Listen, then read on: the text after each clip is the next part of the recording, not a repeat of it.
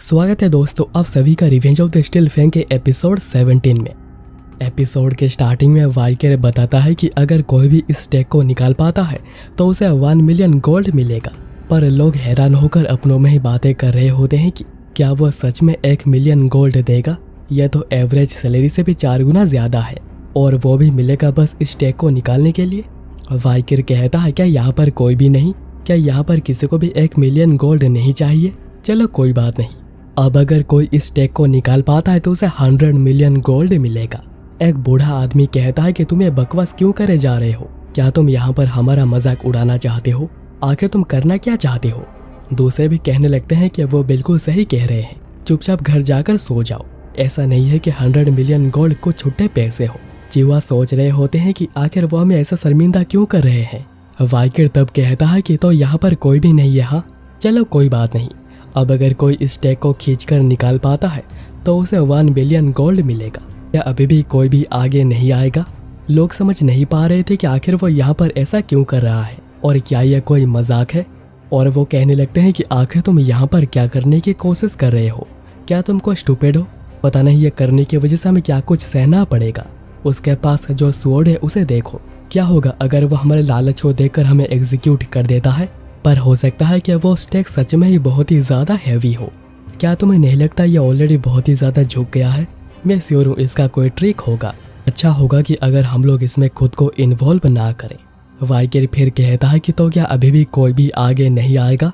तो फिर चिहुआ तभी वाल्कियर को कान में कहते हैं कि डेप्यूटी कंसोल, हमारे शहर में ही इतने पैसे नहीं है। तभी एक छोटी बच्ची हाथ खड़ी करती है और कहती है कि क्या मैं इसे ट्राई कर सकती हूँ।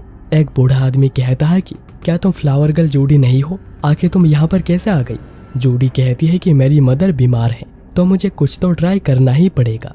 वो आदमी कहता है कि तुम्हें कुछ भी नहीं पता है, हो सकता है कि इसकी वजह से तुम्हें एग्जीक्यूट भी कर दिया जाए।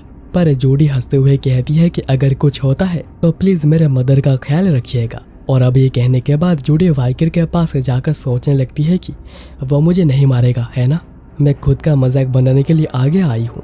तो क्या इसके लिए मुझे यहाँ पर कुछ पैसे नहीं मिलेंगे। मैं बस आशा करती हूँ कि मुझे यहाँ पर बस एक टोकरी भरे फूलों के पैसे ही मिल जाए। वाल्कियर कहता है कि चलो इसे बाहर निकालो और जूडी निकालने की कोशिश करती है और बहुत ही ज्यादा इजीली उसे निकाल भी लेती है। जो देख लोग सोचने लगते हैं कि तो उसने निकाल दिया। यहाँ पर जूडी सोच रही थी मैंने तो इसे निकाल दिया है, तो क्या इसका मतलब। वाल्कियर तभी अपने स्वॉर्ड को निकालने लगता है। जो देख जूडी सोचने लगती है कि क्या मुझे भी एग्जीक्यूट कर दिया जाएगा। और वो डर के मारे आंखें बंद करके सोचने लगती है कि आखिर मेरे एग्जीक्यूशन का रीज़न क्या है। एक नोबल के सामने डिस्ग्रेस दिखाना या फिर लालच। आखिर मरने के बाद मेरे मदर का ख्याल कौन रखेगा। मदर मुझे माफ़ कर दीजिए। तभी वाल्कियर कहता है कि लो ये लो 100 मिलियन गोल्ड। ये देख जूडी और बाकी सब पूरे शौक हुए थे। वाल्कियर फिर कहता है कि तुम्हारा घर कहाँ पर है, जबकि 100 मिलियन गोल्ड बहुत ही भारी है। हम इसे तुम्हारे घर पहुंचा देंगे और हम तुम्हें एक गार्ड भी देंगे जो तुम्हारे इस रिवॉर्ड की रक्षा करेगा। यही लॉ है और इसको हमेशा ही मानना पड़ेगा। और ये देख कोई भी अपने आंखों पर बिलीव नहीं कर पा रहा था। और अब इसी परफॉर्मेंस के साथ वाल्कियर का स्पेशल लॉ बहुत ही ज्यादा फेमस हो गया है, इवन बास्करविल क्लान के लॉ से भी। जब तुम लॉ को मानते हो तुम्हें रिवॉर्ड मिलती है और जब तुम लॉ के खिलाफ जाते हो तो तुम्हें पनिशमेंट भी मिलती है। और ये सिंपल लॉजिक लोगों के दिल को पूरा छू गया है। लोगों में ऐसी बातें होने लगी है कि नए डेप्यूटी कंसोल तो बहुत ही अलग हैं। मैंने तो सुना है डेप्यूटी कंसोल वाल्कियर अपनी बात को रखते हैं चाहे कुछ भी क्यों ना हो जाए। एक सोसाइटी जहाँ पर प्रिंसिपल्स को सबसे ऊपर रखा जाता है। जब से वाल्कियर की स्पेशल लॉ लागू हुई है लॉ के खिलाफ जाने वालों की संख्या बहुत ही ज्यादा कम हो गई है और क्राइम रेट्स भी बिल्कुल आधे हो गए हैं।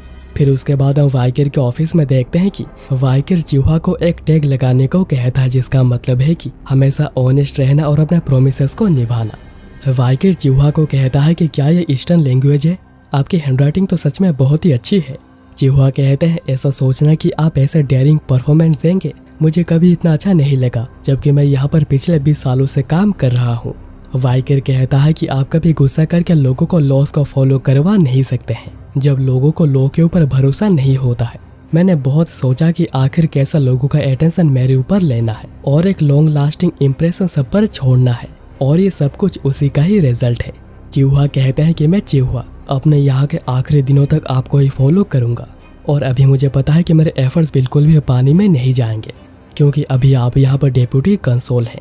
एक्चुअली ये परफॉर्मेंस कैमस मॉर्ग फ्यूचर में बहुत आगे जाकर देगी। जब कैमस मैट्रियार्क बनी थी, क्राइम रेट्स बिल्कुल 1% पर आ गए थे, पर ऑफकोर्स उसने जितना डर लोगों में डाल दिया था, लोग उसे बिल्कुल भी पसंद नहीं करते थे। वाइकर फिर एक मैप को निकाल कर कहता है कि प्रॉब्लम तो बस अभी शुरू ही हुई है, जबकि हम लोगों ने 10 बिलियन गोल्ड खर्च कर दिए हैं एज ए रिवॉर्ड। हमें एक रास्ता ढूंढना होगा उन पैसों को वापस लाने के लिए, और यह वो लोकेशन है जहां पर पोटेंशियल इलीगल ग्रुप्स है या फिर वहीं पर उनका हाइड आउट है। हम इन लोकेशंस को मेंटेन करेंगे और उनके काले पैसों को अपने पास ले लेंगे। चिहुआ पूछते हैं कि आपको कैसे पता कि वहाँ पर क्रिमिनल बिजनेसेस हैं?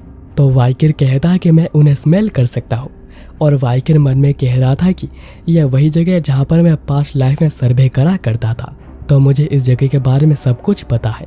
चिहुआ सोच रहे होते हैं कि आखिर उसने कितना इन्वेस्टिगेट किया है, वो तो सच में बिल्कुल फ्लॉलेस है। तभी एक आदमी आकर कहता है, डेप्यूटी सर, विलेज हॉल के यूथ एटोनॉमी एसोसिएशन ने एक मीटिंग की रिक्वेस्ट करी है। चिहुआ कहते हैं कि लगता है यह वो टाइम है। वाइकर कहता है तो रीजनल सोसाइटी के एरोगेंट बास्टर्स मुझे देखना चाहते हैं। चिहुआ कहता है कि विलेज हॉल की यूथ एटोनॉमी एसोसिएशन में मेंट ब्लांक क्लान, पायोर क्लान, लुओभी clan, Chanel clan, Ferragamo clan, Hermes clan and Prada clan है, और ये सभी मिलकर एक ऑर्गेनाइजेशन बनाती है जो कि वास्करविल के 7 नेटिव फैमिलीज के 2nd एंड 3rd जनरेशन ने क्रिएट किया था। इसे बस यूथ एटोनॉमी एसोसिएशन कहा जाता है, पर रियलिटी में यह बस एक सोशल क्लब है। मुझे लगता है कि वहाँ के यंग मास्टर्स को वाइकर स्पेशल लॉ के बारे में कुछ कहना होगा।